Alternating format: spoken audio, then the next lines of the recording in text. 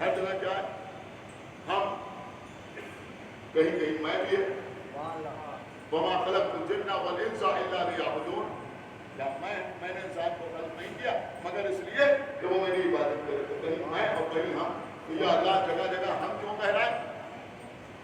تو علماء نے اس میں جواب یہ دیا کہ اس کے بہت سے وجوہ ہیں، بہت سے اسباب ہیں.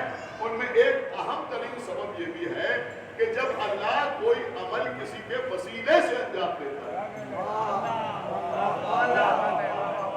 تو اللہ اپنے لیے ہم کا لفظ استعمال کرتا ہے. چونکہ نزول قرآن میں اللہ نے جبرائیل کو وسیلہ بنایا، لہذا اللہ نے کہا کہ اِنَّا أَنزَلْنَاهُ فِي لَيْلَةِ الْقَدْرِ، ہم نے اس قرآن کو شب قدر میں نازل کیا. چونکہ اللہ نے انسان کی خلقت میں ماں باپ کو وسیلہ بنایا، لہذا اللہ نے کہا کہ ہم نے انسان کو پیدا کیا من نطفۃ امشاج ملے جلے نطفے سے، کیونکہ ماں باپ کو وسیلہ اور ذریعہ بنایا.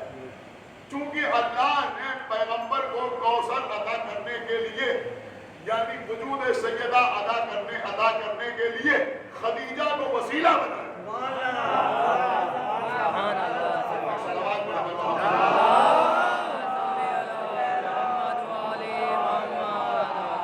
خدیجہ کو وسیلہ بنایا، لہذا اللہ نے کہا اِنَّا أَعْطَيْنَاكَ الْكَوْثَرَ، ہم نے آپ کو کوثر عطا کیا. اب اس آیت میں جہاں نزول قرآن کا ذکر ہو رہا ہے، یہاں تو عبارت کے اعتبار سے نہیں بلکہ لفظی استعمال ہو گیا. اِنَّا نَحْنُ، نحنو کا مطلب کیا ہوتا ہے؟ ہم. اِنَّا کا مطلب بے شک، تاکید ہے. اِنَّا نَحْنُ نَزَّلْنَا الذِّکْرَ، اللہ کہہ رہا بے شک، بلا شبہ، ضرور ہم ہی ہیں اس قرآن کے نازل کرنے والے. اگر ذکر سے مراد قرآن، ذکر کے جو دوسرے معنی ہیں انشاءاللہ کل یا پرسوں میں اس بات کی خدمت میں عرض کروں گا. اللہ کہہ رہا ہم ہی ہیں اس قرآن کے نازل کرنے والے.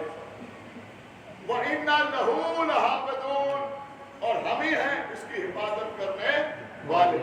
تو نزول قرآن بھی اللہ کی طرف سے اور حفاظت قرآن کی ذمہ داری بھی اللہ، وہی حفاظت کرنے والا ہے، وہی نازل کرنے والا ہے. لیکن وہ کہہ رہا ہے نحنو، تو اب نحنو بتا رہا